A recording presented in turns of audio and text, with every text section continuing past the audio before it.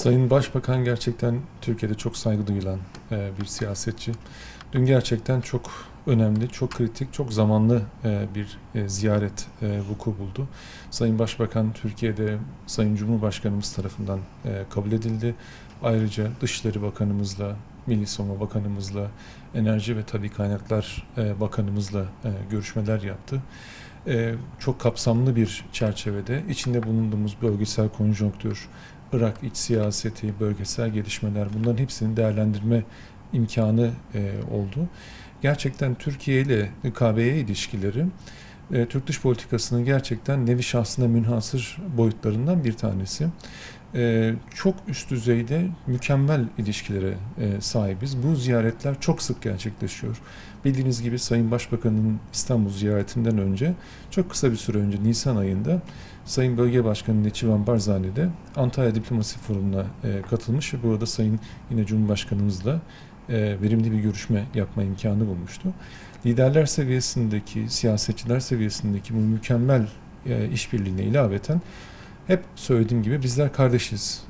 Kürdüyle, Türkmeniyle, Arabıyla, bu coğrafyada yaşayan Hristiyanlarıyla, aynı topraklarda yaşayan, aynı kültürü benimseyen insanlarız. İnsani boyutta gerçekten mükemmel ve çok güçlü bağlarımız var.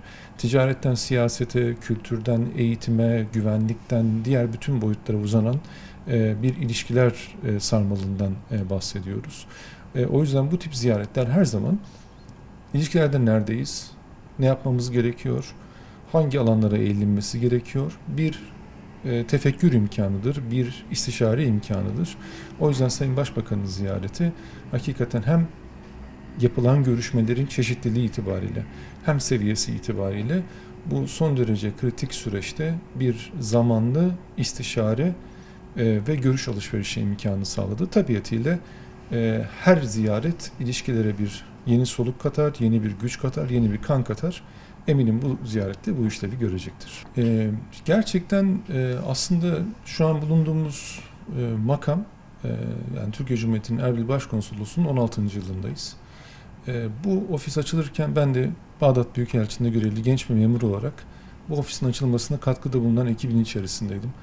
Hakikaten bu bulunduğumuz odanın camlarından dışarıya baktığımızda hiçbir şey yoktu. Gelen 16 yıl içerisinde gerçekten böyle bir mucizevi bir kalkınma başarısı gösterildi. Ve çok mutlulukla ifade etmek istiyorum ki bu kalkınma mucizesinin arkasında Türk iş insanlarının, Türkiye'den gelen müteşebbislerin aslan payı var.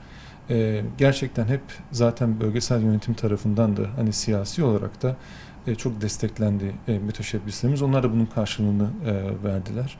Türkiye bugün 396 milyar dolar toplam mal ve hizmet ihracatı tarihsel rekoruna ulaşabilmiş, bu boyutu aşmış bir ülke.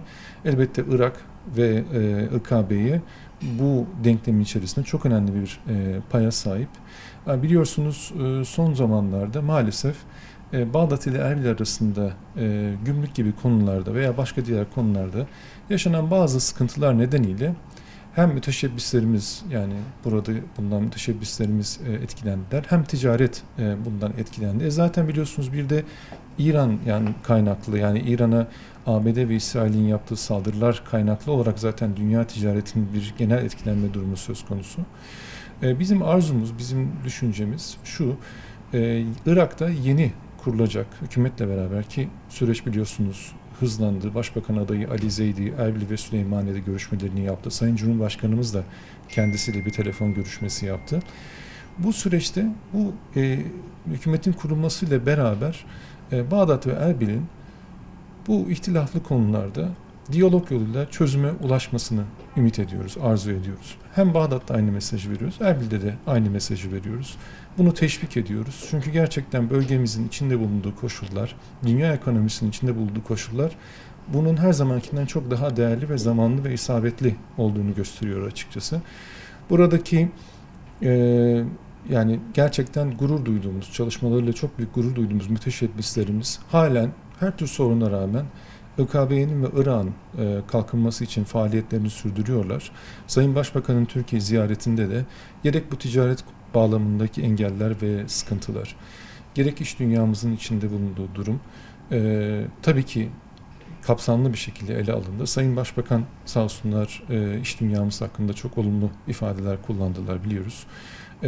Bizim arzumuz önümüzdeki süreçte yeni bir diyalog imkanıyla, sağlıklı bir iletişim imkanıyla Bağdat'la Elbir arasında bütün bu sorunların çözülmesi ve yeni gelişmeler tahtında, bölgesel gelişmeler tahtında her zamankinden çok daha önemli hale gelen Irak denkleminin, Irak bölgesel ekonomideki Irak'ın yerinin ve İKB'nin buradaki rolünün yeniden değerlendirilmesi. Ben bu yüzden Sayın Başbakan'ın o yüzden Türkiye ziyaretinin sadece Türkiye-İKB ilişkileri değil, Irak'ın refahı, istikrarı, güvenliği ve esenliği bakımından da çok faydalı tartışmaları ve istişarelere sahne olduğunu değerlendiriyorum.